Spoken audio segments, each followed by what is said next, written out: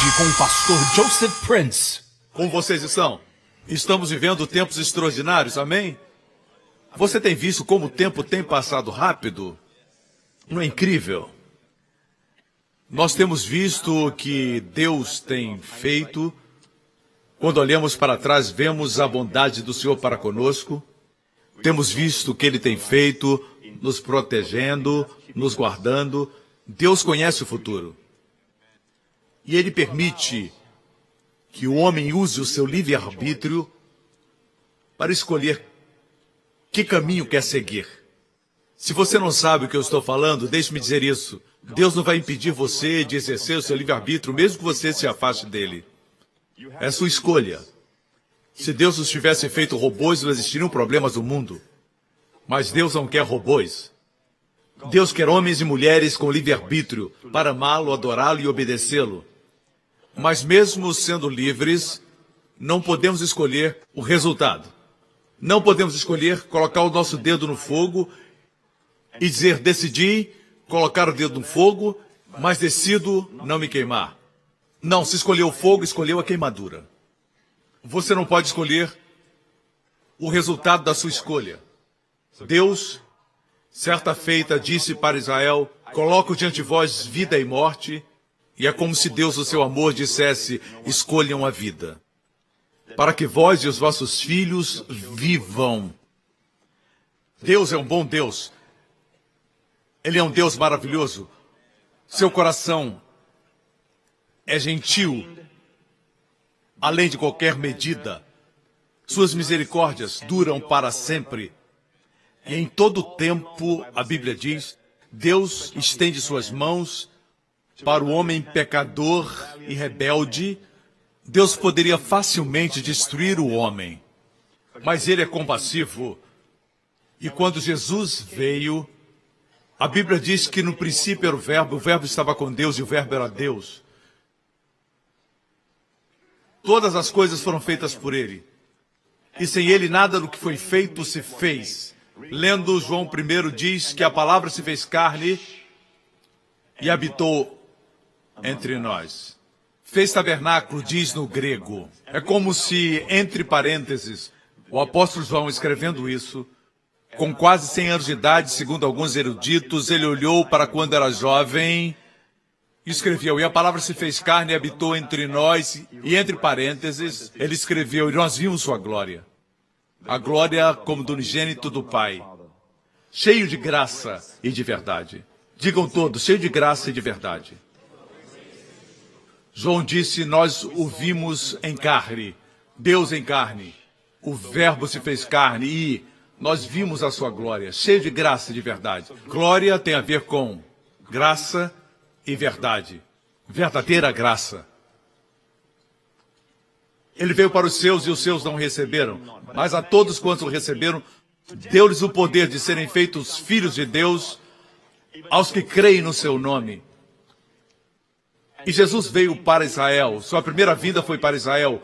Quando Israel o rejeitou, a salvação foi oferecida para o mundo inteiro. Deus já tinha o mundo inteiro em sua mente, antes de escolher Abraão e a nação de Israel que veio dos seus lombos.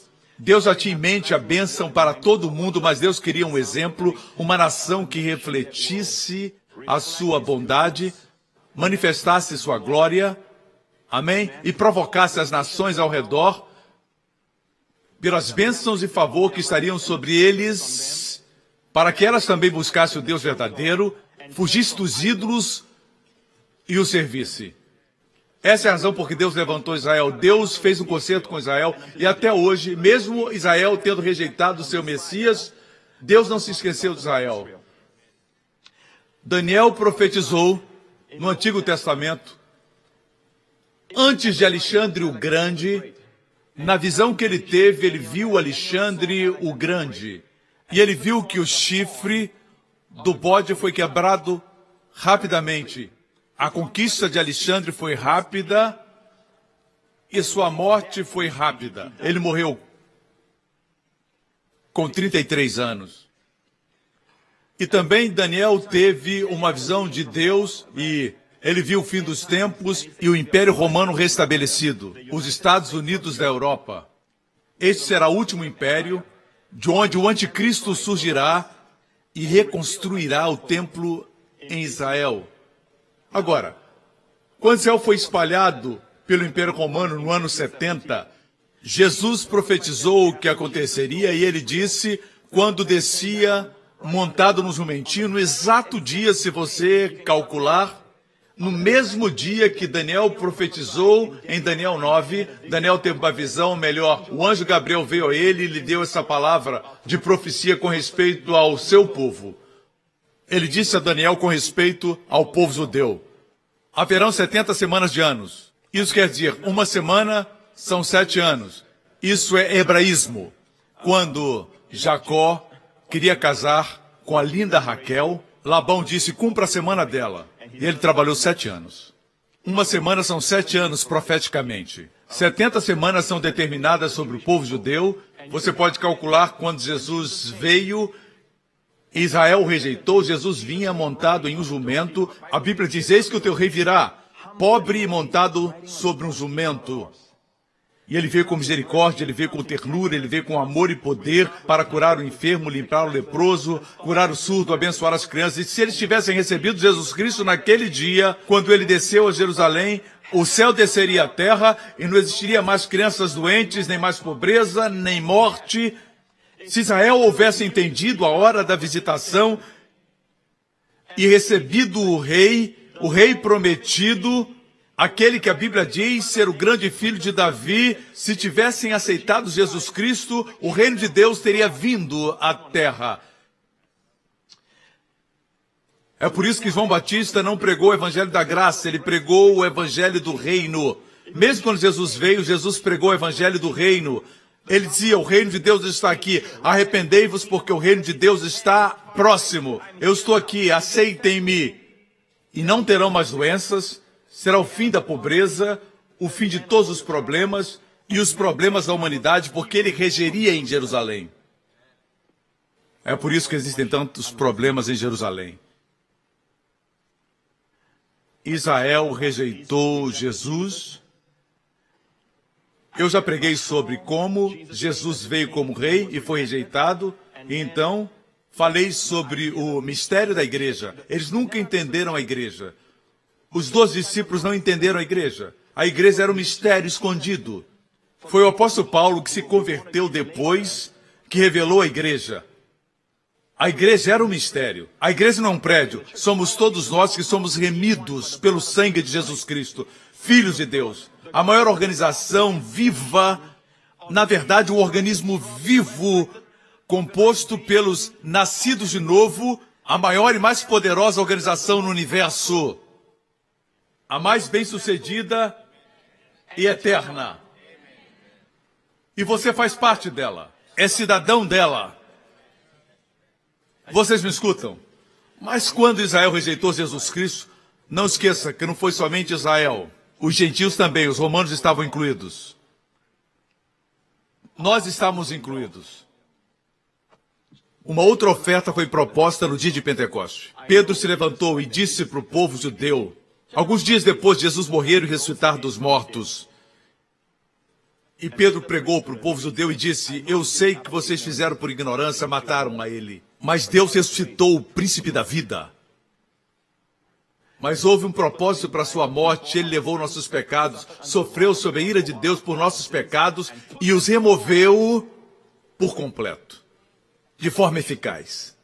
Por isso, se Deus julgasse você hoje, seria injusto para com o que Cristo realizou. Seria injustiça da parte de Deus julgar a você se você é um crente, porque Cristo levou seus pecados. Por isso não há mais condenação para aqueles que estão em Cristo Jesus. Por isso, Jesus, naquele mesmo dia que Daniel profetizou, 433 anos, exatamente, 69 semanas, 483 anos, 7 anos restavam para completar 70 semanas. Ele entrou em Jerusalém, chorou sobre Jerusalém, no Monte das Oliveiras. Ele disse, se você soubesse quantas vezes quis eu juntar os seus filhos como a galinha junta os seus pintos, mas você não quis. Não quis a minha proteção. Como a mãe que ama tanto o seu filho e o filho cresce sob o seu cuidado. sua ternura.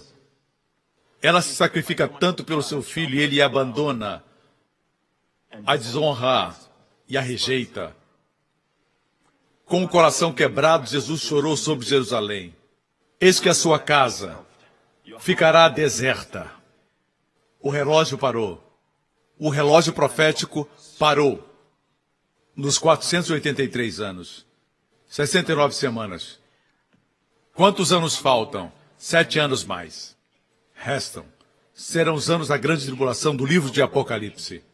Passaram 483 anos, dos 490 anos, faltam 7 anos. O relógio profético parou e Deus diz que remirá e salvará os chamados que respondem à mensagem das boas novas da graça. Agora as boas novas da graça vieram. E todos os que creem no seu Filho terão Jesus como Rei em suas vidas. Mas virá o tempo em que esse período concluirá e o último dos gentios será salvo. E quando esse momento chegar, eu não sei quando será, Deus vai dizer, chegou a hora. Jesus voltará, ele virá para Israel, lembre-se disso. Israel que o rejeitou. E Zacarias profetizou. Ele mostrará as feridas e eles dirão, que feridas são essas nas suas mãos? E dirá, fui ferido na casa dos meus amigos. Que dia maravilhoso, veremos face a face. Amém? Mas eu e você vamos vê-lo antes. O arrebatamento da igreja será primeiro. Esse arrebatamento é um mistério escondido de Israel, porque Israel nunca sonhou que existiria a igreja. Os chamados, os discípulos não entendiam isso. Quando Jesus ressuscitou dos mortos em Atos 1, eles disseram, Senhor, onde virá o tempo que restaurarás o reino de Israel? Jesus olhou para eles e disse, não é para vocês saberem o tempo e as estações que o Pai estabeleceu por sua autoridade. Mas vocês receberão poder.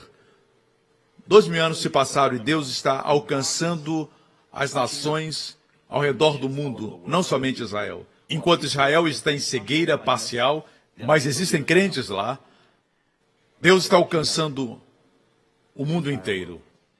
O último gentio será salvo, eu não sei quando isso vai acontecer, e Deus vai dizer, chegou. Deus dirá, filho, vai buscar sua noiva. E a igreja é o corpo de Cristo. Membros do corpo de Cristo que foram remidos de todas as nações, tribos, povos e línguas. Nós somos parte disso. Então ele voltará. E quando ele voltar, escutem, ele voltará nosso Salvador e juiz para o mundo. Na sua primeira vinda, o anjo anunciou, eis que tragam boas novas, a mensagem do Natal. Hoje nasceu em Belém, cidade de Davi, o Salvador e não o juiz. Mas na sua próxima vinda virá como juiz. Ele vai ordenar todas as coisas do mundo. Correto? Tudo. Todo o mal será eliminado no reino milenial de Jesus. Quando ele estabelecer seu reino, não haverá mal. E pela primeira vez na história dos homens, o regente será alguém gentil, bom, poderoso, mas não esqueça que ele é o leão e o cordeiro. Não somente o cordeiro. Como leão, da sua boca sairá fogo, uma espada afiada que matará a besta e o anticristo. Do Império Romano restabelecido, dos Estados Unidos da Europa. O anticristo vai surgir, nós não vamos vê-lo surgir porque não estaremos aqui. Você entende? O que está acontecendo, pastor? O que é que está acontecendo nesse mundo? Veja, nossos avós jamais sonharam que Israel voltaria a ser uma nação. Mas aconteceu durante a vida deles. Nossos bisavós não viram Israel se tornar nação. Na verdade, nos anos 1800, quando Charles Spurgeon viveu, Moody, F.B. Meyer, J. Campbell e outros grandes homens de Deus, eles diziam coisas assim. Eles diziam que, para que houvesse um templo reconstruído, onde o anticristo, profetizado por Daniel, estivesse nesse templo, os judeus precisavam antes retornar para a sua terra. Não esqueça que no ano 70, depois de Cristo, Tito, o general romano, invadiu Jerusalém e destruiu o povo judeu. Jesus previu isso. Jesus disse, os exércitos virão e vocês serão sitiados e mortos. Muitos serão espalhados na terra. E isso aconteceu durante 2000 anos. Jesus veio para dar-lhes proteção e eles rejeitaram. Aqui tem um princípio. Deus não dá o que você não quer. Deus não pode proteger ninguém que diz, eu sei me proteger. É incrível como as pessoas rejeitam a Deus e quando coisas ruins acontecem dizem, onde está Deus? São rápidos para culpar, mas não para crer. Deus é um bom Deus, Ele quer ser seu Deus. Um grande texto para memorizar é esse, o Senhor é meu pastor e nada me faltará. É como disse um dos grandes poetas ingleses, é como um lindo cisne em um lago. Existe um, mas você vê dois. Isso é poesia. Quando você vê o pastor, significa que nada vai faltar. Se ver um, vê os dois. A Bíblia é clara. Quando Deus diz que não vai faltar, não vai faltar. Ele é seu pastor. Não é o trabalho da ovelha cuidar do pastor, mas trabalho do pastor cuidar da ovelha. Se você está fora do rebanho, como é que Deus pode cuidar de você? Seja ovelha. A ovelha pode ser ingênua, mas ela é amada, cuidada, protegida. Por isso Jesus clamou sobre Jerusalém e disse, a casa de vocês vai ficar desolada. E o relógio profético parou, mas vai reiniciar, como vemos em Apocalipse, os 7 anos de tribulação, antes de Jesus retornar na segunda vinda, mas antes seremos arrebatados. Muitos não entendem isso, ok? Que na Bíblia, a segunda vinda de Cristo se refere a quando ele voltar corporalmente para Israel. Antes do anticristo destruir Israel. Os olhos do mundo hoje estão em Israel. O antissemitismo ressurge. E a Bíblia diz que ele mesmo virá resgatar Israel. Não será o sistema de defesa aérea. Não são as armas e nem os soldados que ajudarão Israel. Ele mesmo virá. E destruirá os exércitos inimigos com o sopro da sua boca. Então regerá a partir de Israel e de Jerusalém, a cidade onde morreu. Regerá sobre o mundo. Ele não está morto, irmãos, ele vive. À destra do Pai, ele conquistou a morte, ele se levantou dos mortos, esmagou a cabeça de Satanás. Por isso afirmo que nós pertencemos ao vencedor de todas as batalhas. Jesus previu o que aconteceria no ano 70, e quando disse isso era no ano 33. Talvez com a diferença de 2 ou 3 anos. 40 anos depois, no ano 70, General Tito era filho do imperador romano da época, Vespasiano, e o seu filho era um general. Ele comandou o exército romano que sitiou Jerusalém. Jesus profetizou que quando visse esses exércitos sitiando Jerusalém, ele disse para os seus discípulos e a todos os que criam nele, todos os judeus que criam, naquela época só os judeus criam, diz, quando isso acontecer, os exércitos cercarem Jerusalém, ainda havia oportunidade de sair. Jesus disse, saiam de Jerusalém. Não fujam para o telhado. Quando isso acontecer, fujam, vão para o deserto imediatamente. O deserto era Petra, na Jordânia. Essa área. Você sabia que Joséfo, que não era crente, era um historiador judeu que viveu durante o tempo do Império Romano, durante as guerras dos judeus e dos romanos, quando eles atacaram Israel? Ele estava vivo e registrou tudo. As atrocidades que aconteceram nas guerras dos judeus, ele registrou e disse que os crentes nesse Messias, nenhum morreu.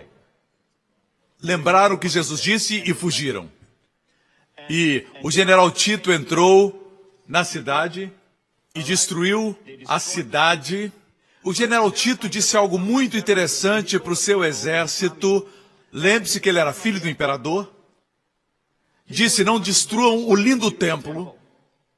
Mas o que aconteceu é que queimaram Jerusalém. O exército incendiou Jerusalém. E à medida que o ouro derreteu, o templo tinha muito ouro do lado de fora, bem como do lado de dentro. E à medida que derreteu, penetrou por entre as pedras. o ouro, em forma líquida, entrou entre as pedras e o seu exército desobedeceu Tito, o que não acontecia com o exército romano. E eles separaram as pedras, derrubaram para retirar o ouro. E assim, derrubaram o templo. Eles agiram como ladrões, mas eram soldados. Agora cheguei à mensagem que quero pregar. Mateus 24. Eu vou ler os primeiros 2 versículos e vou pedir para o pastor Gabriel ler todo o texto. Certo?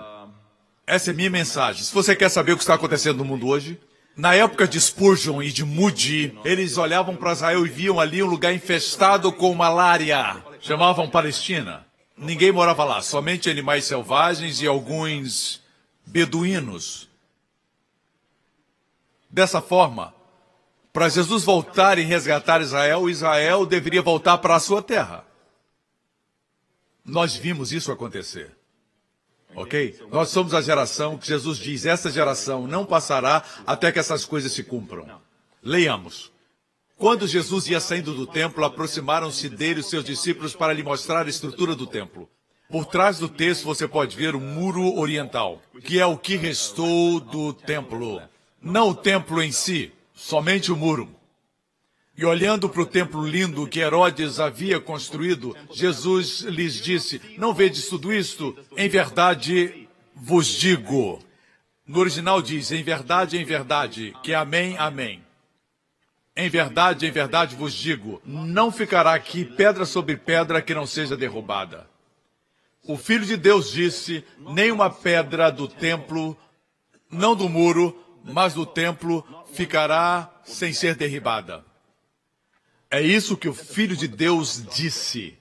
O filho do imperador, General Tito, disse, não derrubem o templo, não o destruam. Ele deveria ter dito, destruam o templo. Mas o Filho de Deus disse, vocês veem esse lindo templo, não restará uma pedra. Por quê? Porque Deus vai se retirar. Ele não vai proteger mais. Eles rejeitaram o Filho. O Filho de Deus diz, vai ser derrubado. O Filho do Imperador diz, não destruam. O que aconteceu? Bem, foi destruído. Eu já estive lá, todas as vezes que eu vou lá, eu preguei da última vez nas escadas, que já estão lá há 2000 anos. Um dos astronautas que foi à Lua disse que é melhor estar lá do que na Lua. Porque Jesus pisou ali. Eu tive o privilégio de pregar para centenas e centenas de pessoas lá, e foi uma incrível experiência. Bem, e nos degraus do sul, no sudoeste, tiramos essa foto, onde vemos nossos irmãos entre as pedras caídas, lá de cima, na montanha do templo. Vamos examinar de perto. Veja o tamanho das pedras. É isso que Jesus disse que aconteceria. Voltemos ao texto. Não vedes tudo isso? Em verdade vos digo que não ficará aqui pedra sobre pedra que não seja derrubada. Se referindo ao templo. Próximo versículo. E estando assentado no Monte das Oliveiras, chegaram-se a ele os seus discípulos, dizendo, dize-nos, quando serão essas coisas? Primeira pergunta, quando o templo será destruído? Segunda pergunta, que sinal haverá da tua vinda e do fim do mundo? Terceira pergunta, 3 perguntas. Quando o templo será destruído? Qual o sinal da sua vinda? E quando é o fim do mundo? Jesus respondendo disse, acautelai-vos que ninguém vos engane. Ele começa a responder 3 perguntas. Eu quero que você saiba que 4 discípulos fizeram essas perguntas. Marcos cobre algumas coisas que Mateus não cobre. Marcos 13 registra que Pedro, Tiago, André e João fizeram essas perguntas. Ok? Isso está em Marcos 13. Lucas também menciona Jesus falando do tempo do fim. Isso está registrado em Lucas 21. O interessante aqui, cada evangelho tem o seu propósito. Em Mateus diz, quando acontecerão essas coisas, ele havia dito que não ficaria pedra sobre pedra. Assim a primeira pergunta é, quando o templo será destruído? Lucas responde. Mateus responde a pergunta 2 e a pergunta 3. Ele responde a pergunta 2, qual o sinal da tua vinda e o fim do mundo? Mas Lucas responde, quando o templo será destruído? Vamos rapidamente para Lucas 21. Mas quando vir de Jerusalém cercada de exércitos, sabei então que é chegada a sua desolação. Então, se estiverem na Judéia, fujam para os montes, os que estiverem no meio da cidade saiam, e os que nos campos não entrem nela.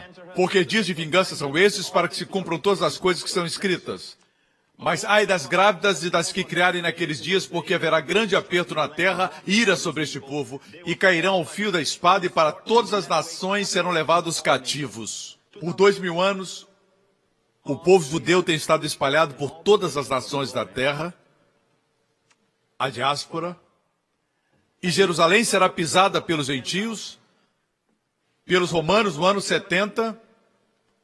Até agora, temos tido diferentes nações gentílicas conquistando Jerusalém nesses últimos 2000 anos. Os mamelucos, tivemos também os turcos, antes dos ingleses, povos não judeus, gentios, até 1948. Os pés judeus pisaram aquela terra depois do Holocausto. As nações da terra se comoveram, entraram em acordo que Israel voltasse a ser nação. Aquela terra lhes pertencia. Davi foi o seu rei, e ele escolheu Jerusalém como a capital da sua nação. Eu sei que existe um enorme debate no mundo, esse é o território mais disputado em todo o mundo. Mas por que nossa geração viu isso? Quanto mais vejo as notícias e leio os jornais, mais fica estabelecido que a Bíblia é um livro inspirado. É o sopro de Deus, que vai além do seu tempo. Jesus disse, quando o Espírito vier, ele mostrará coisas que virão. Eu creio que não se referia somente ao Apocalipse, se referia a todas as profecias que aconteceriam. 2000 anos atrás, ele disse que o Espírito nos revelaria essas coisas. E João viu o que aconteceria. No fim dos tempos, os homens seriam identificados por números. Qual o seu CPF? Não faz diferença qual sua aparência. Qual o seu CPF? O número da sua identidade. Qual o número? Precisamos do número. Tudo é número. Agora, e Jerusalém será pisada pelos gentios até que os tempos dos gentios se completem. De certa forma, Jerusalém agora está nas mãos dos judeus, mas não completamente. O monte do templo ainda não está nas mãos dos judeus. Assim, não está plenamente. O que quer dizer que o tempo dos gentios ainda não está completo. E por quê? Porque Deus é misericordioso. Deixe-me dizer isso, quando Jesus voltar, certo? Ele voltará como Salvador para o seu povo, mas juiz para o mundo. Talvez você diga, pastor, Jesus é gentil, ele é o Cordeiro. Amigo, deixe-me dizer isso. Certo é certo, errado é errado. O errado tem que ser julgado. Se o errado recebeu muitas oportunidades, muito espaço, muito tempo, e ainda assim se recusa a mudar, antes que o errado destrua outros e propague mais erro, ele precisa ser destruído. Está aí uma coisa que o mundo não entende. Muitas vezes, temos que pará-lo. Temos que matar o câncer antes que ele se espalhe. Você entende? Existem guerras morais para parar outras guerras. Nós vemos isso na história. Graças a Deus pela América e pelas nações aliadas à América. Ok. Até que o tempo dos gentios se complete. E vivemos nesses dias, certo? Moody não podia dizer isso porque Israel não estava ainda na sua terra. Mas nós vimos isso acontecer, foi na nossa geração.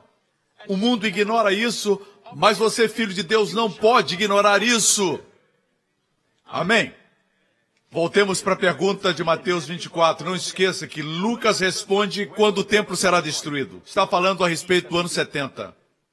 Quando aconteceu. Mas em Mateus ele responde as duas outras perguntas. Qual será o sinal da sua vinda e do fim do mundo? Estão prontos? Vou descansar minha voz e o pastor Gabriel, com a sua linda voz, vai ler o resto. Eu farei comentários à medida que lemos. Não vamos ler tudo porque é muito longo para um culto, mas vamos ler bastante e comentar na medida que lermos. Amém? Comece, irmão. E Jesus respondendo, disse-lhes, acautelai-vos que ninguém vos engane. Pare. Versículo 3 diz que estavam sentados no Monte das Oliveiras. Tudo isso foi compartilhado no Monte das Oliveiras. Temos uma foto do Monte do Templo tirada do Monte das Oliveiras. Eu quero que você veja algo. É incrível como Jesus se assentou no Monte das Oliveiras e apresentou o futuro da Europa. Incrível. Fantástico. Fantástico. Farei comentários à medida que o nosso irmão ler. Continue. Porque muitos virão em meu nome dizendo, eu sou Cristo, e enganarão a muitos. E ouvirei de guerras e de rumores de guerras. Olhai, não vos assusteis, porque é mister que isso aconteça, mas ainda não é o fim. E porquanto se levantará nação contra nação e reino contra reino, se levantará nação contra nação, reino contra reino. O reino é maior, são países, guerras mundiais, mas Jesus disse que nossa geração viu, não a nossa, mas a geração dos nossos avós viram 2 guerras mundiais em um século. Nação se levantará contra nação. A palavra grega é etnos, de onde vem étnico. Diferentes grupos, diferentes raças vão brigar. Aumentará esse tipo de guerra. O mundo não está ficando melhor. Ele virá consertar o mundo. Existem pregadores que dizem que a pregação do evangelho vai envolver todo mundo e melhorar as coisas. São os mesmos que fazem pouco caso da segunda vinda e do arrebatamento. São zombadores. Não os escutem, leiam a Bíblia. Mas você e sua família serão abençoados em meio às trevas. Ok? Continue. E haverá fomes e pestes e terremotos em vários lugares. Pestilências como o vírus da ebola e outros vírus. Jesus predisse isso, que essas coisas aumentariam. Grandes terremotos, fomes, terremotos em vários lugares. Outro evangelho diz grandes terremotos. Não são 4, 5 na escala, mas 7, algumas vezes 8. Você sabia que desde o início de tudo, da existência da Terra, desde que o homem surgiu na Terra, os geólogos afirmam isso, os seismólogos afirmam isso, que nunca aconteceu tantos terremotos como, e na frequência desta década, e na década anterior, vimos mais terremotos do que em toda a história da Terra. Na nossa geração. Grandes terremotos aumentarão. Continue. Mas todas essas coisas são o princípio das dores, só o princípio. Então vos hão de entregar para serdes atormentados e matar-vos-ão, e sereis odiados de todas as nações por causa do meu nome. Nesse tempo muitos serão escandalizados, trair-se uns aos outros, e uns aos outros se odiarão. Para aqui, eu quero dizer algo. Vou tirar você da sua miséria agora. Por essa razão, algumas pessoas que leem isso aplicam à igreja. A igreja não está nesse quadro. Ele está falando para o povo judeu, os crentes judeus. Está falando com a nação de Israel. Você entende isso? Ele não está falando da igreja. Muitos de nós aplicamos isso para nós mesmos e nos enchemos de medo. Cremos que vamos ver o anticristo. Não, nós não vamos ver o anticristo. A Bíblia diz que a graça salvadora de Deus se ha manifestado a todos os homens, aguardando a bem-aventurada esperança e o aparecimento da glória do grande Deus e nosso Senhor Jesus Cristo. Não estamos aguardando o anticristo, aguardamos o Senhor Jesus voltar nas nuvens. O mesmo Senhor que abriu o rolo em Isaías 61, na sinagoga em Nazaré, e ele leu, o Espírito do Senhor Deus está sobre mim, porque o Senhor me ungiu para pregar boas novas aos mansos, enviou-me a restaurar os contritos de coração, proclamar liberdade aos cativos e abertura de prisão aos presos, e apregoar o ano aceitável do Senhor, o ano do favor de Deus. Então ele fechou o livro, a Bíblia diz. Mas se ler Isaías 61, diz a apregoar o ano aceitável do Senhor, vírgula, e o dia da vingança do nosso Deus. Mas Jesus parou no ano aceitável do Senhor. E nessa vírgula estão 2000 anos, o tempo da graça de Deus, que alcança o homem. Jesus sabia dividir a palavra de Deus. Nós precisamos aprender onde parar. Não é ainda o dia da vingança. Para Israel, o dia da vingança aconteceu quando rejeitaram a Jesus Cristo. Mas haverá outro. Mas a igreja não estará no dia da vingança, irmãos. Isso não foi escrito para a igreja, mas para o remanescente judeu. São os dias da ira de Deus. 7 anos de tribulação chamados dias da ira de Deus. Mas para nós, os crentes, é Romanos 5. Romanos 5:9. Logo muito mais agora, tendo sido justificados pelo seu sangue. Você foi justificado pelo sangue? Logo muito mais agora, tendo sido justificados pelo seu sangue, seremos salvos da ira. Por ele, Jesus. Pelo que Cristo Jesus fez por nós, os crentes não verão a ira, que incluem os 7 anos de tribulação. Ele virá para resgatar-nos antes que isso aconteça. Certo? Mas o arrebatamento não foi compartilhado nos evangelhos. Deixe-me aclarar. Foi compartilhado, mas não foi compartilhado com o povo judeu. Quanto foi compartilhado? No cenáculo, no finalzinho do seu ministério, ele foi para o cenáculo. E no cenáculo, Jesus disse para os discípulos, João 14, não se turbe o vosso coração, Jesus lhes disse isso na quinta. Horas depois, eles o abandonariam, ele seria preso, crucificado e no terceiro dia ressuscitaria. Ele sabia o que ia acontecer e disse isso para eles. Incrível isso. Aquele que seria preso fala para aqueles que fugiriam. Não se turbe o vosso coração, credes em Deus, crede também em mim. Na casa de meu pai há muitas moradas. Não é uma cabana. É uma mansão. Se não fosse assim, eu vou-lhe teria dito, vou preparar-vos lugar. O casamento judaico na época de Jesus era assim. Quando ficavam noivos, chegava o dia da consumação do casamento e o homem, após ficar noivo com a jovem, ele ia preparar a casa para a moça. Ela sabia mais ou menos quando seria o casamento, mas ela não sabia o dia. Podia acontecer de dia ou de noite. Ele podia chegar quando ela estava dormindo, certo? Era o costume judeu. Ele está voltando para sua noiva. Se não fosse assim, eu vou-lhe teria dito, vou preparar-vos lugar. E quando eu for vos preparar lugar, virei outra vez. Dessa vez ele não voltará para Israel. Não se refere à segunda vinda de Jesus, fala do arrebatamento. Virei outra vez e vos levarei para mim mesmo, para que onde eu estiver estejais vós também. Mas Mateus 24 está falando para os judeus e o foco central é Jerusalém, em Israel. Mas no cenáculo, que fala de verdades celestiais, João 13, 14, 15 e 16, ali estão contidas verdades escondidas que seriam reveladas por Paulo. Fala que o Espírito Santo viria, fala a respeito de orar no nome de Jesus. Ele orou e nos falou sobre o novo mandamento. Ele orou por nós. Tudo no cenáculo são verdades da igreja. E tinha um objetivo, porque eles não podiam entender. Somente Paulo, Deus teve que levantar um homem chamado Paulo para ensinar o mistério da igreja. O que Deus tem de mais poderoso no planeta Terra. Ali, ele revelou para os seus discípulos o segredo, eu voltarei e vos levarei para mim mesmo, para que estejam comigo. Ele não falou em Jerusalém. Não, onde eu estiver, estejais vós também. Quando essas coisas estiverem acontecendo na terra, você estará olhando de lá.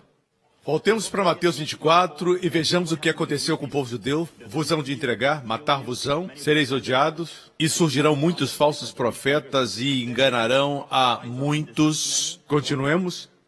E por se multiplicar a iniquidade, o amor de muitos esfriará. Mas aquele que perseverar até o fim, esse será salvo. E este evangelho do reino será pregado em todo o mundo, em testemunho a todas as nações, e então virá o fim. Aqui está um dos mais mal interpretados versículos, eu penso. Muitos usam esses versículos para amedrontar outros cristãos, usam esse versículo dizendo, aquele que permanecer até o fim será salvo. Você perseverou? Eu acho que sim. Isso não é suficiente. Não é desse jeito. A palavra salvo é uma palavra muito rica. Pode significar salvo do inferno, salvo do perigo temporal, ou pode significar curado. É a mesma palavra, sozó. Quando Jesus curou aquela mulher, ele disse, a sua fé sozou você, curou você. Significa ajuda e libertação. Aquele que perseverar até o fim, verá a libertação. Ele se referia aos crentes judeus durante aquele tempo, o tempo do fim. Os crentes judeus que existem hoje não esperarão até o fim, serão arrebatados conosco.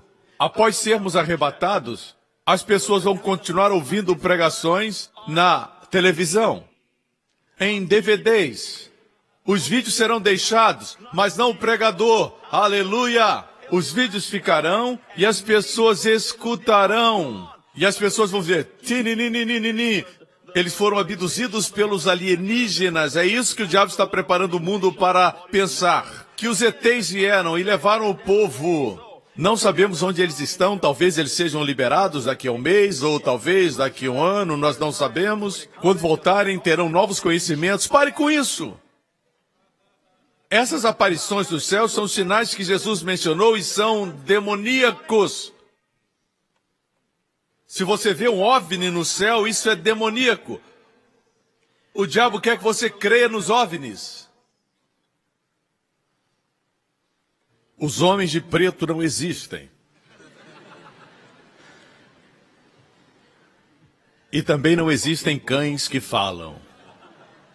O que está falando aqui? Está falando do fim dos tempos. E este evangelho do reino será pregado em todo o mundo, em testemunha a todas as nações, e então virá o fim. Mas, pastor, o evangelho tem que ser pregado para o mundo inteiro. Deixe-me parar aqui e dizer para você algo. Este evangelho não é o evangelho da graça, é o evangelho do reino. Você lembra quando eu disse que o evangelho do reino começou? Quando João Batista começou o seu ministério, ele pregou o evangelho do reino. O rei está voltando na sua primeira vinda. O rei está chegando. E ele batizou aqueles que creram. Infelizmente, só um remanescente creu. Jesus veio e começou o seu ministério. E as primeiras palavras que Jesus disse foram: arrependei-vos, porque o reino dos céus está próximo. E o que ofereceu? As boas novas do reino. O reino está vindo, Israel. O reino está aqui. Era ele. E ele mostrou um pouco do reino. Os leprosos foram limpos. Os surdos foram curados. Abriu os olhos aos cegos, expulsou os demônios dos oprimidos. Amém? E pregou as boas novas ao pobre. E a mensagem foi: o Senhor é o seu pastor e nada lhe faltará. Essa foi uma amostra do reino quando o rei esteve aqui. O rei consertaria todas as coisas, não existiria mais doentes. Ele disse: arrependei-vos, porque o reino dos céus está próximo. E eles o rejeitaram. Mas depois do arrebatamento, alguns crerão porque ouvirão minhas mensagens. Não somente eu, mas existirá muito material que será deixado. Os judeus crerão, porque verão que os judeus crentes foram arrebatados. E dirão: o que eles disseram era verdade. E eles crerão. Mas depois do arrebatamento, para ser crente, será muito difícil. Existirá muito sofrimento. Esses são os crentes que vão perseverar por 7 anos, até o regresso de Jesus. O arrebatamento é iminente, não sabemos quando. O arrebatamento não tinha que esperar Israel voltar a ser nação, o que já aconteceu. O arrebatamento não depende que nenhum evento se cumpra. Pode acontecer a qualquer momento. Pode acontecer depois, pode acontecer agora, hoje à noite. A Bíblia diz: aquele que tem essa esperança purifica-se a si mesmo. A esperança purifica. Alguns dizem, profecia é um assunto muito confuso, é muito escuro. Não é escuro porque Pedro disse: temos firme a palavra dos profetas, a qual bem fazeis em estar atentos, como a uma luz que alumia em lugar escuro. A profecia não é algo escuro, mas é como uma lâmpada. O diabo não quer que você estude profecia, porque ele sabe disso. Veja, grande parte da Bíblia é profecia.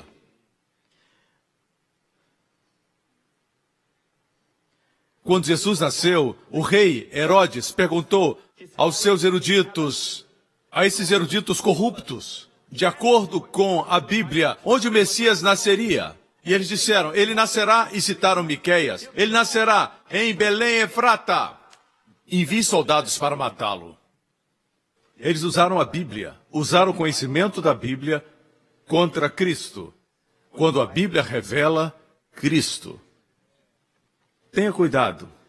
Veja, foi profetizado onde nasceria e como. Não vou falar disso agora, mas sua primeira vinda foi profetizada, sua segunda vinda está profetizada. Mas o arrebatamento não é a segunda vinda. A segunda vinda é para Israel e para julgar o mundo, certo? O rapto não é a segunda vinda. Pastor, mas o senhor não sabia que a palavra rapto não está na Bíblia? Oh, você é esperto. Você sabia que a palavra trindade não está na Bíblia? Falo com você. Você sabia que a palavra Trindade não está na Bíblia, mas a verdade está. O Deus triuno, Elohim, Pai, Filho e Espírito Santo. Essa verdade está presente. Chamamos Trindade 3 pessoas, um Deus. Certo? Não tente ser esperto. Na verdade, podemos chamar arrebatamento, porque é assim que a Bíblia chama em Tessalonicenses. Seremos arrebatados. É como se estivéssemos no meio das trevas e Jesus vem e nos arrebata. Antes que o pior aconteça, harpazo, é palavra grega, é como se fosse uma captura. Eu amo. Não gosta da palavra rápido? Harpazo. Entendeu, parceiro? Ok. E este evangelho do reino será pregado. Será pregado por nós? Não, estaremos nos céus. Será pregado por 144 mil evangelistas judeus. E o que pregarão? Pregarão o evangelho do reino. Preparem-se, o rei está voltando. A mesma mensagem. Por enquanto estamos pregando o evangelho da graça. Que somos salvos pelo sangue de Jesus. Nós somos salvos. Amém? E somos cidadãos dos céus, não de Jerusalém. Esse é o evangelho da graça que já dura 2000 anos. Mas a mensagem do reino que foi pregada quando ele veio pela primeira vez, voltará a ser pregada. Não por nós, mas por 144 mil evangelistas judeus. Alguns dizem, eu faço parte desse grupo. De que tribo é você? Ok? A Bíblia diz quantos serão de cada tribo. A lista está completa em Apocalipse e todos são judeus de diferentes tribos. 144 mil. E o evangelho será pregado. Vocês me escutam? Então virá o fim. Ele retornará. Verso 15. Quando, pois, virdes que a abominação da desolação de que falou o profeta Daniel está no lugar santo, quem lê entenda. Então os que estiverem na Judéia fujam para os montes. Fala com os que estão na Judéia e não na Califórnia. Continuando, e quem estiver sobre o telhado não desça a tirar alguma coisa de sua casa. E quem estiver no campo não volte atrás a buscar as suas vestes. Mas ai das grávidas e das que amamentam naqueles dias. E orai para que a vossa fuga não aconteça no inverno nem no sábado. Sábado. Com quem está falando? Com os judeus que ainda celebram o Shabat hoje. As sinagogas ainda celebram o Shabat. Nós celebramos o dia do Senhor porque Ele ressuscitou dos mortos. O sábado significa que Deus trabalhou 6 dias e descansou no 7º. No nosso caso, entramos no primeiro dia da semana, que é o domingo. Então, descansamos na obra concluída e começamos a trabalhar. É o oposto. Um dia eu vou ensinar a diferença entre o sábado e o dia do Senhor. É muito interessante esse ensinamento, mas vamos continuar. Não falava com a igreja, falava com o povo judeu. Continuemos. Verso 21, porque haverá então grande aflição, como nunca houve desde o princípio do mundo até agora, nem tampouco há de haver. E se aqueles dias não fossem abreviados, nenhuma carne se salvaria, mas por causa dos escolhidos serão abreviados aqueles dias. Os eleitos não são só a igreja. A igreja é parte dos eleitos, mas aqui se refere ao povo judeu, o povo do concerto. Próximo. Então, se alguém vos disser, eis que o Cristo está aqui, eis o Messias, o povo judeu estará esperando o Messias. Ou ali, não lhe deis crédito, porque surgirão falsos cristos e falsos profetas e farão grandes sinais e prodígios, se possível for, enganariam até os escolhidos. Eis que eu vou-lo tenho predito. Porquanto se vos disserem, eis que ele está no deserto, não saiais, eis que está no interior da casa, não acrediteis. Por causa do tempo, vamos ler outro trecho. Tempo passa rápido. Não é por causa da sua leitura, irmão. Você leu muito bem. Vamos para o versículo 29. 29. E logo depois da aflição daqueles dias, o sol escurecerá e a lua não dará sua luz e as estrelas cairão do céu e as potências dos céus serão abaladas. Se olharmos o original, as potências do céu serão abaladas. A palavra céus aí é ouranos, a palavra grega para urânio. Haverá uma fissão do urânio no fim dos tempos. Então aparecerá no céu o sinal do Filho do Homem. Ele impedirá o mundo de se autodestruir. Temos armas nucleares, mas Jesus está no comando. Não pode acontecer nada fora do seu tempo. Isso ajuda você? Apesar de que não vamos estar aqui. Nunca esqueça isso, ok? Se você insiste que nós estaremos aqui durante a tribulação, o problema é seu, ok? O problema é seu. O problema é que as pessoas não estudam a Bíblia. Se estudar a Bíblia, vai ver claramente. Então aparecerá o sinal do Filho do Homem, e todas as tribos da terra se lamentarão. Quando nós o vermos, nós nos alegraremos. Voltarei e vos tomarei para mim mesmo, para que onde eu estiver estejais vós também. Não se turbe o vosso coração. Mas para eles haverá lamento, porque o rejeitaram. Blasfemaram seu nome. Lamentarão, porque ele estará voltando como juiz. Amigo, deixe-me dizer isso. Se o juiz não julgar nas cortes, certo? Ele não estará sendo gentil, sendo misericordioso, mas estará descumprindo sua função como juiz de uma nação.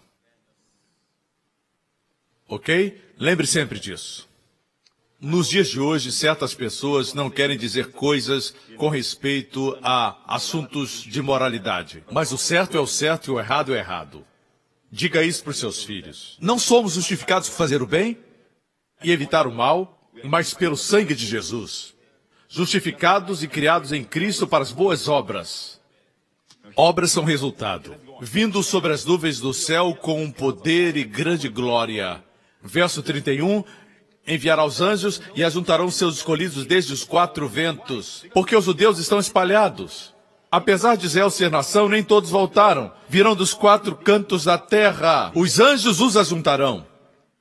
Eles serão trazidos para Jerusalém. Aprendei, pois, esta parábola da figueira.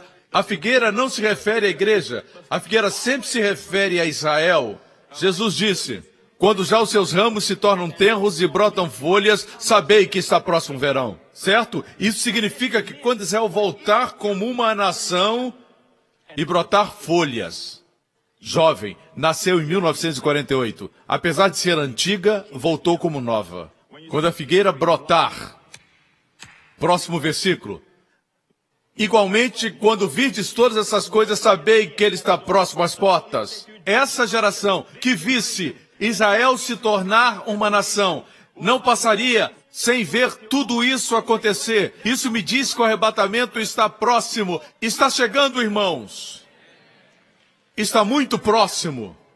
O céu e a terra passarão, mas as minhas palavras não hão de passar. Vamos parar aqui. Nossa análise de Mateus 24, que fala a respeito dos judeus. Agora vamos falar da igreja. Irmãos, isso está em todas as epístolas. Em outras palavras, os discípulos não entendiam o mistério da igreja. Mesmo após a ressurreição de Jesus, em Atos 1, disseram, Senhor, nesse tempo restaurarás o reino de Israel? A mente deles estava no reino e não na igreja. Mas Jesus sabia que demoraria 2000 anos. Talvez você diga, estou ouvindo sobre a promessa da sua vinda todos esses anos, desde criança, mas ainda não aconteceu. Esses crentes pregam isso. Cuidado! Entendeu? 2 Pedro 3:3, sabendo primeiro isto, que nos últimos dias virão escarnecedores andando segundo as suas próprias concupiscências e dizendo, onde está a promessa da sua vinda? Porque desde os dias que os pais dormiram, todas as coisas permanecem como desde o princípio da criação. Cuidado, Deus chama de escarnecedores, que viriam nos últimos dias. E muitos são cristãos. Eles zombam do arrebatamento. Eles dizem que devemos negociar.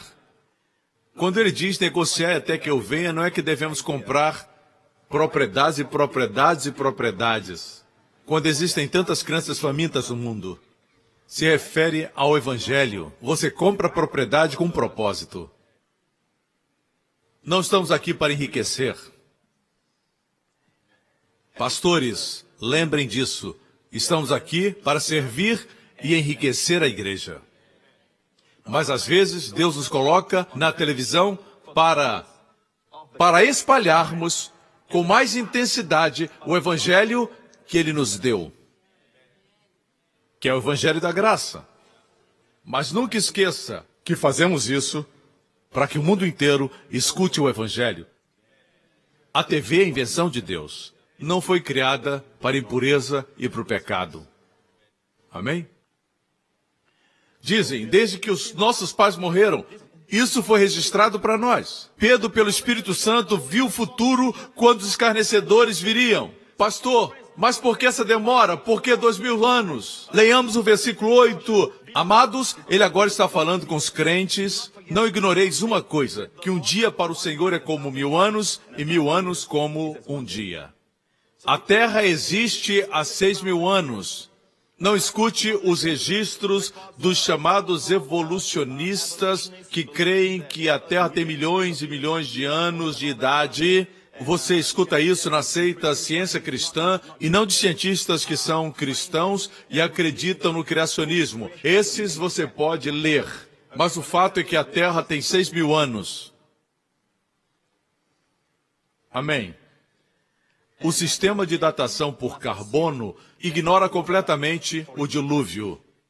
É por isso que muitas vezes predizem eventos antes do dilúvio. Por não crer no dilúvio, acredito que tudo era normal, como hoje, mas não era. Mas não vou entrar nesse particular, existe um sermão a respeito disso. Vamos voltar para o nosso assunto. Assim, 1000 anos para o Senhor como um dia. No que se refere a Deus, 2 dias se passaram desde que Jesus morreu na cruz e ressuscitou dos mortos, e retornou para o céu para ser nosso sumo sacerdote, nos mantendo puros. Vocês me escutam? Para Deus passaram 2 dias. Quando você pede algo a Deus, Deus diz, espera um minuto. Vai ter que esperar muito. Eu só estou brincando com vocês, ok? Assim, Oséias profetizou, depois de 2 dias, nos dará vida. Ao 3º dia, viveremos diante dele. Após 2.000 anos, nós somos a geração que viu o ano 2000 chegar. Uau! Isso é tremendo. Amém? Por que o Senhor está demorando? Veja isso. Que isso toque seu coração. O Senhor não retarda a sua promessa, irmão. Ainda que alguns a tenham por tardia, mas é longânimo para conosco, não querendo que alguns se percam, sendo que todos venham a arrepender-se. O juízo está chegando. Quando Noé disse, o dilúvio vem, riram dele. O dilúvio vem, zombaram dele. Até que era tarde. Não creia no filme. Os que zombaram não entraram na arca. A Bíblia diz que o Senhor fechou a porta. Quando Deus fechou, nem Noé podia abri-la. Chegará o momento quando Deus dirá, chegou. Farei um novo céu e uma nova terra, onde habita a justiça. Onde a criança brincará com a serpente. Onde o lobo e o cordeiro deitarão juntos. Não haverá nada que fira ou destrua. Toda a terra caiu. Por isso criará nova terra. O que estamos aguardando? Estamos aguardando a morte? Não. Essa não é a postura correta para um cristão. Mesmo o apóstolo Paulo não queria morrer. O arrebatamento viria bem depois, mas ele já estava esperando a redenção do seu corpo. Ninguém sabia quando isso aconteceria. Dos cristãos que viveram, nós estamos na melhor posição. Vimos Israel voltar como nação. 1000 anos para Deus é como um dia. Deus fez tudo em 6 dias. Descansou no 7º dia. Jesus governará na terra por 1000 anos. Amém? Depois subiremos para o céu finalmente, mas antes estaremos com ele aqui no milênio. E quanto tempo vai durar? 1000 anos. Assim estamos agora no ano 6000 e entraremos no milênio. Deus fez a terra em 6 dias, descansou no 7º. 6.000 anos, mais 1000. Você me acompanha? Vamos para Romanos 8, verso 22. Porque sabemos que toda a criação geme e está juntamente com dores de parto até agora. E não só ela, mas nós mesmos, que temos as primícias do Espírito, também gememos em nós mesmos, esperando o quê? A morte? Não, esperando a adoção, a saber, a redenção do nosso corpo. Irmãos, a única coisa que falta receber, já recebemos todas as coisas, mas existe uma coisa que ainda nos falta, que Jesus já pagou na cruz. Quando ele morreu por nós, ele pagou por isso. Quando ele levantou dentre os mortos, ele pagou por isso. Mas deixe-me dizer-lhes, ele ressuscitou num corpo glorioso, porque ainda não temos um. Eu creio que faz parte de um processo de treinamento. Estamos sendo treinados para reinar. Eu acredito nisso, irmãos. Você é destinado a reinar. Já começou a reinar, mas ainda está no seu corpo carnal. Por enquanto, o Espírito Santo vivifica o seu corpo. Mas a Bíblia diz que a única bênção que nos resta é a redenção do nosso corpo. No arrebatamento, a primeira coisa que você vai receber, bem, é um novo corpo. Corpo bonito, rapazes, vamos tirar a camisa e vamos comparar os nossos gloriosos músculos. Assim, estamos esperando pela morte? Não. Mesmo os apóstolos esperavam o retorno de Jesus, a redenção do nosso corpo. 1 Tessalonicenses 4. Usamos esse texto em funerais, mas não é texto para funerais. É uma passagem gloriosa. Não quero, porém, irmãos, que sejais ignorantes. Paulo está falando aqui. Não quero, porém, irmãos, que sejais ignorantes. Mas a igreja é ignorante a esse respeito. Ele diz acerca dos que já dormem, ou seja, os que morreram, crentes que morreram. O Espírito Santo usa a expressão os que dormem, porque a morte não é mais morte para nós. É como entrar por uma porta e estar em outro lugar. Mas deixa o corpo antigo atrás, o corpo que estava cansado, cheio de tédio, que dorme enquanto o pastor está pregando, sujeito a doença, dor de cabeça, que só vive esgotado e cansado o tempo todo. Deixa tudo para trás e recebe novo corpo. Não aguardamos a morte, aguardamos a redenção, o retorno de Cristo, quando receberemos o nosso novo corpo. Paulo explica isso nas epístolas. E aqui ele diz: não quero, porém, irmãos, que sejais ignorantes acerca dos que já dormem, para que não vos entristeçais como os demais que não têm esperança, os demais que não têm Cristo. Porque se cremos que Jesus morreu e ressuscitou, assim também os que em Jesus dormem, Deus os tornará a trazer com ele. Verso 15, dizemos-vos, pois, isso pela palavra do Senhor. Não é palavra de Paulo, mas é do Senhor, que nós, os que ficarmos vivos, para a vinda do Senhor, não precederemos os que dormem.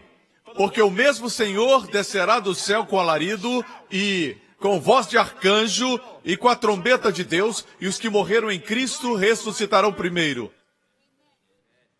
Verso 17, depois nós, os que ficarmos vivos, seremos arrebatados, essa é a palavra raparzô, arrebatados juntamente com ele nas nuvens, a encontrar o Senhor nos ares, estaremos com ele para sempre. Irmãos, não é somente ir para o céu, e o céu é maravilhoso, não é andar nas ruas de ouro, isso também é maravilhoso, não é ausência de doenças, isso é muito bom, não é não ter mais hospitais lá, isso é maravilhoso, mas é estar sempre com o Senhor.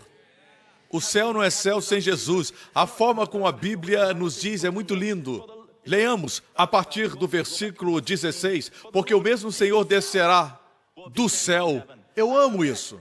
Veja, não seria um erro gramatical dizer o Senhor descerá do céu.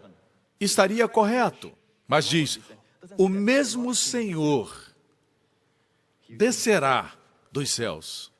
Eu gosto desse Ele mesmo na Bíblia. Ele mesmo levou nossas enfermidades e nossas doenças. Os discípulos conversavam no caminho de Emaús. Lucas 24:15. O mesmo Jesus se aproximou deles. Não estaria errado dizer Jesus se aproximou. Mas não é íntimo. Não é íntimo. O escritor inspirado escreveu, o mesmo Jesus se aproximou. E quando explicou as Escrituras, diz, e explicava-lhes o que dele. Paulo diz, o Filho de Deus me amou e se entregou a si mesmo. Efésios 5, verso 2, e andai em amor como também Cristo vos amou e se entregou a si mesmo por nós. E entregou-se a si mesmo por nós em oferta e sacrifício. O importante é estar com Ele. Ninguém nos ama como Ele nos ama. Ninguém conhece tudo sobre nós e ainda assim nos ama. Ninguém faz isso. Certo? Voltemos para 1 Tessalonicenses 4, vamos concluir. Nós estamos no versículo de número 17. Depois nós, os que ficarmos vivos, seremos arrebatados juntamente com eles nas nuvens, certo? Nós vamos nos encontrar com os nossos queridos assim, viúvas, órfãos que creem em Jesus. Voltaremos a nos encontrar outra vez. E agora para sempre. Veremos os que foram antes. Eu verei o meu avô. Ele aceitou Jesus no final da vida e foi estar com o Senhor. Eu acredito que ele está agora olhando e dizendo, vai, Joseph, continua, Joseph. E agora no céu ele é jovem. Ele recuperou todo o seu cabelo.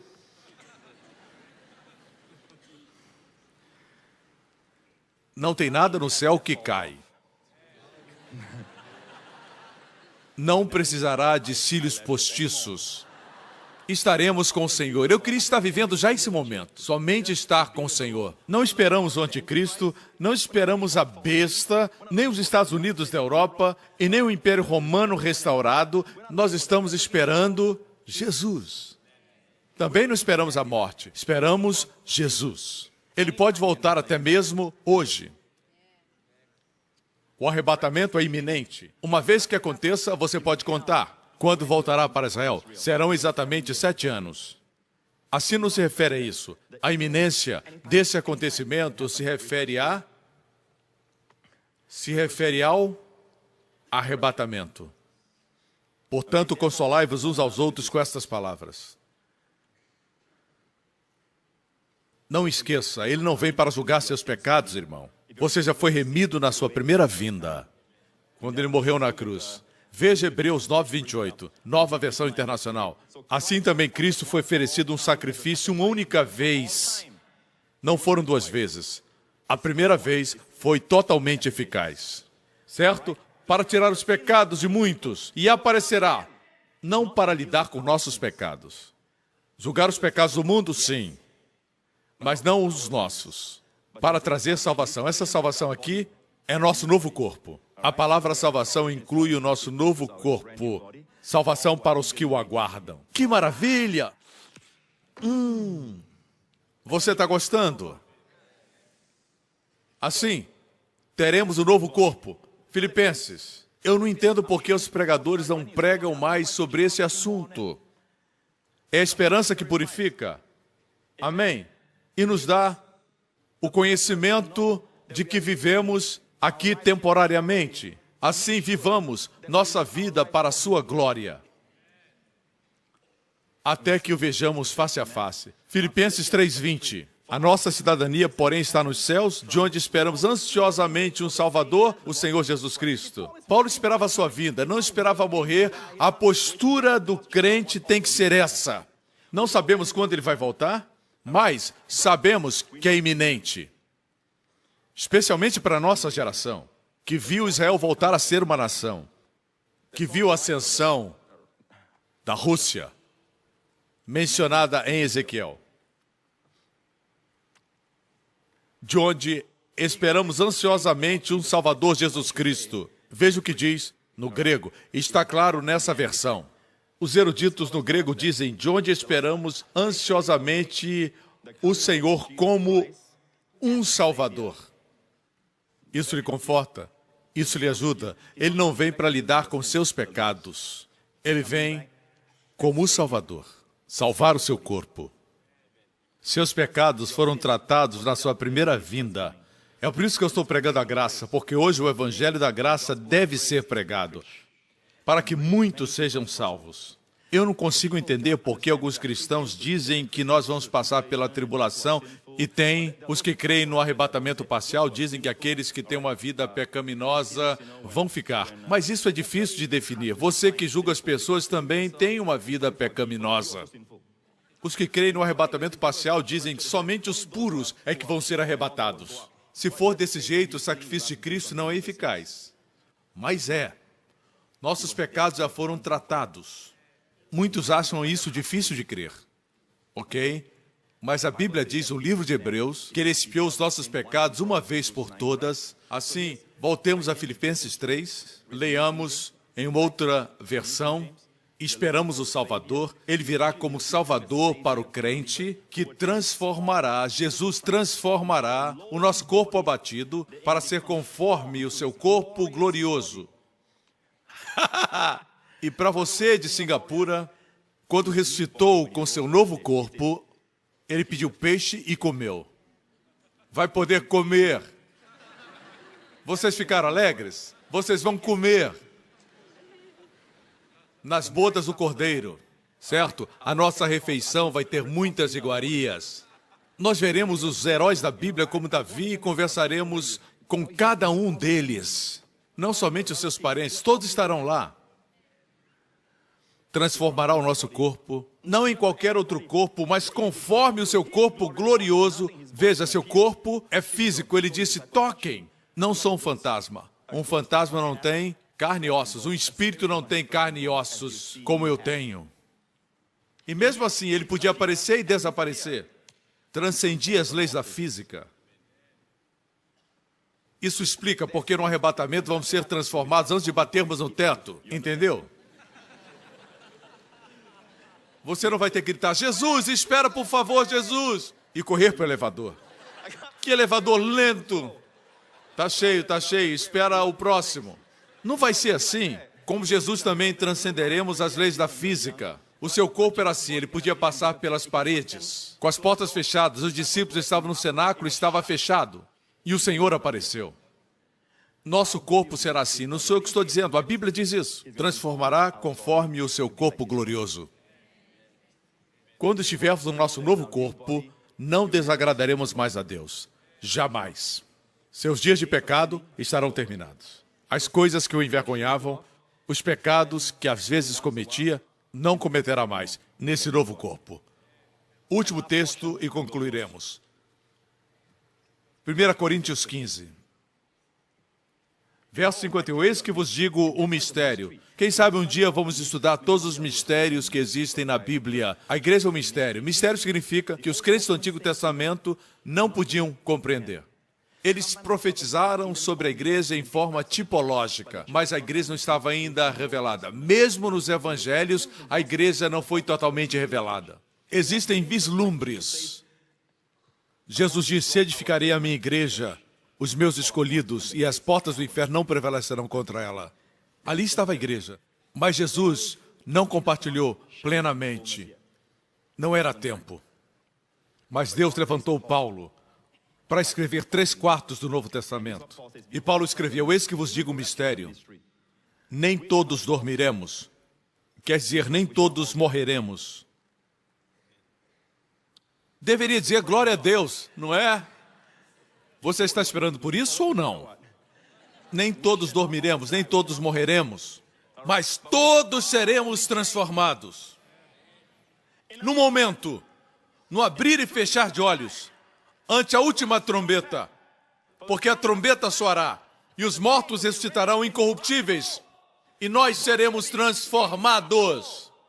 Porque convém que isso que é corruptível se revista da incorruptibilidade, e isso que é mortal se revista da imortalidade. Quando Jesus voltar, você será revestido da imortalidade. Isso quer dizer, você não poderá mais morrer. Versículo 54. E quando isso que é corruptível se revestir da incorruptibilidade, isso que é mortal se revestir da imortalidade, então cumprir-se-á a palavra que está escrita por Isaías. No livro de Isaías diz, tragada foi a morte na vitória. Onde está, ó morte, o seu aguilhão? Onde está, ó inferno, a tua vitória? O aguilhão da morte. Deus não queria que a morte viesse sobre os homens. O aguilhão da morte é o pecado. O pecado trouxe morte. E qual a força do pecado? A força do pecado é a lei. Voltemos ao 52. No momento, no abrir e fechar de olhos. Acontecerá com rapidez. A segunda vinda é diferente. Ele virá e toda a terra o verá. Virá corporalmente. A propósito, tem um grupo chamado preteristas. Eles dizem que não existe segunda vinda, não existe isso, tudo aconteceu no ano 70. Mas, amigo, como eles explicam o fato de Jesus não ter vindo no ano 70? Eles dizem que ele veio, mas veio espiritualmente. Isso é perigoso. Eles afirmam que Jesus não veio em carne. A Bíblia diz em Atos 1, mais o versículo 10, e estando com os olhos fitos no céu, enquanto ele subia corporalmente, e quando subia, eis que junto deles se puseram 2 homens vestidos de branco, os quais lhes disseram, homens galileus, por que estás olhando para o céu? Esse Jesus, que dentre vós foi recebido acima no céu, há de vir assim como para o céu vistes ir. Como foi assunto aos céus? Espiritualmente? Não, corporalmente. Ele voltará corporalmente. Do mesmo jeito. Não deixe que ninguém diga que ele virá em espírito. Não, virá corporalmente. Há de vir da mesma maneira. Temos que ficar com a Bíblia. Amém, igreja?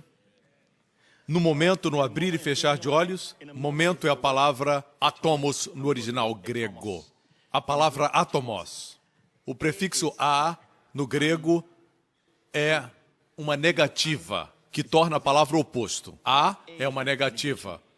Átomos. De onde vem a expressão segundo atômico. Atômico. Átomos implica que não pode ser dividido. Indivisível.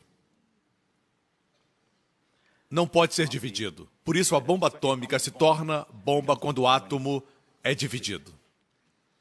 É tão rápido, indivisível. Bem, no momento, no abrir e fechar de olhos.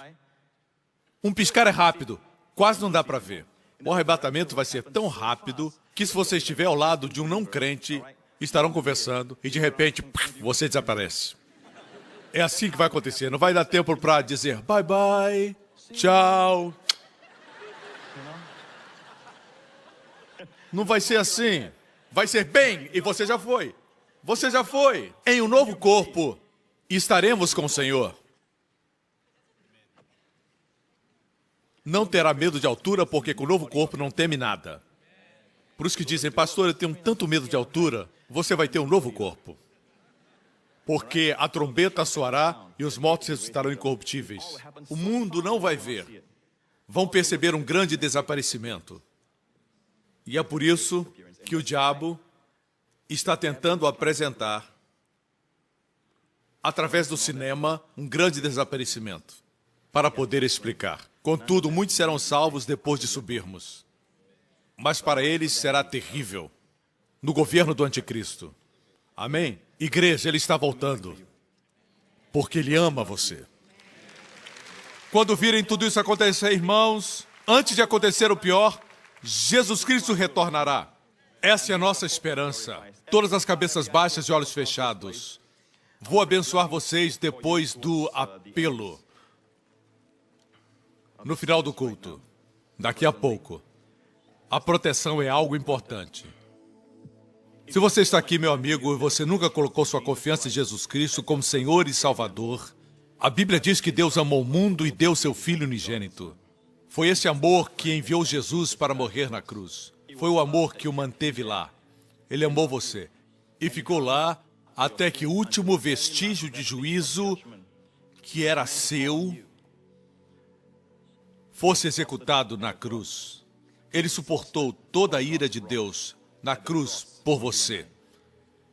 E foi Deus que o enviou para esse propósito. Deus amou você, meu amigo. Ele ama você muito. Ele quer você na sua família. Não seja uma ovelha desgarrada. Quando você vê uma ovelha, você não imagina uma ovelha selvagem. Você imagina cabras selvagens. Ovelhas vivem no rebanho. Não fique distante onde estão os lobos, onde não existe proteção. Uma ovelha não sabe se proteger. Deus sabe os pesos que leva, os cuidados dessa vida, suas responsabilidades diárias. Mas, amigo, se submeta ao bom pastor. Quando o Senhor é seu pastor, nada lhe falta. Isso diz a Bíblia, palavra inspirada por Deus. Confie em Cristo. Em todo esse lugar onde você estiver assistindo, diga, pastor, ore por mim. Eu quero que Jesus Cristo seja meu Salvador e Senhor. Se esse é você, onde você estiver agora, diga isso do coração. Faça essa oração. Pai Celestial, eu creio que Jesus Cristo morreu na cruz por meus pecados. Eu creio que no terceiro dia, Ele ressuscitou dentre os mortos, com um novo corpo. Eu agradeço, porque os meus pecados foram perdoados, uma vez por todas. E Jesus voltará e transformará meu corpo num corpo glorioso. Eu espero por isso. Enche-me com o teu Santo Espírito. Unja-me para viver uma vida que glorifique o seu nome entre os descrentes. Em nome de Jesus, eu peço. Amém. Você está salvo. Agora você é um filho de Deus. Os seus pecados foram todos perdoados. Você é justificado de tudo. Amigo, Deus ama você. Amém? Continue vindo à igreja, traga seus amigos, diga para o mundo o que você escutou. Amém? Compartilhe. Os acontecimentos do mundo vão confirmar sua palavra. O mundo todo está no mesmo barco, mas antes do pior acontecer, nós vamos ser arrebatados. Fiquem de pé. Obrigado por terem vindo. Amém, amém, amém. Glória a Deus, glória a Deus. Aqueles que não entendem a graça não entenderam o sermão hoje. Por isso eles misturam tudo. Eles creem que os crentes serão punidos. Por isso é vital entender a graça. Dividir corretamente a palavra. Levante sua mão nesse lugar e onde você estiver assistindo. Essa foi a postura de Jesus. A última vez que os discípulos de Jesus o viram em carne, no seu novo corpo, em Lucas diz que quando ele foi elevado, suas mãos se estenderam. Que cena linda! Da mesma forma ele virá. Ele subiu os abençoando e ele voltará abençoando sua igreja, sua noiva, da mesma maneira. E eu creio que uma das coisas que ele dirá é isso. As palavras que Deus ordenou que o sumo sacerdote pronunciasse sobre o povo, para que Deus os abençoasse. O Senhor abençoe cada um de vocês. Que vocês sempre tenham saúde, sejam fortes e usem essa força para a sua glória. E não se firmem no próprio braço. Que o Senhor acrescente sua riqueza, mas não para usar de forma egoísta, mas para abençoar com uma grande bênção. Que o Senhor faça com que os seus inimigos venham contra você por um caminho e fujam de você confusos por 7 caminhos. Que o Senhor abençoe os seus filhos. Que eles não somente passem nas provas, mas tenham a sabedoria de Deus, para que desenvolvam uma intimidade pessoal com Deus. Que experimentem seu amor na tenridade. Que eles sejam salvos, como você é salvo. O Senhor abençoe a sua semente, os seus filhos. O Senhor proteja você através dessa semana de todo o mal, dos vírus, de todas as infecções e enfermidades, de acidentes e perigos, de pessoas mais, de todos os poderes das trevas, de todo o poder demoníaco e do maligno. O Senhor guarde você de todo o mal. O Senhor conceda a favor, coroe você com sucesso. Que tudo que você tocar prospere, como Ele fez com José. Que o Senhor levante a sua face sobre você com mãos estendidas. Ele quer que você se lembre dele assim, abençoando você, amando você, sempre. E o Senhor sorria para você. Conceda a você shalom, paz, em nome de Jesus. Amém. Obrigado por sintonizar no programa de hoje. Esperamos que tenha sido uma bênção para a sua vida. Para mais informações sobre o programa da Igreja New Creation, acesse o site ncctv.org.sg. Lá você poderá se inscrever para receber um devocional diário do pastor Joseph Prince. Seja incentivado e fortalecido todos os dias e saiba o quanto Deus lhe ama através desses devocionais. Acreditamos que o seu dízimo pertence à igreja que você frequenta e oramos para que você seja grandemente abençoado, altamente favorecido e profundamente amado.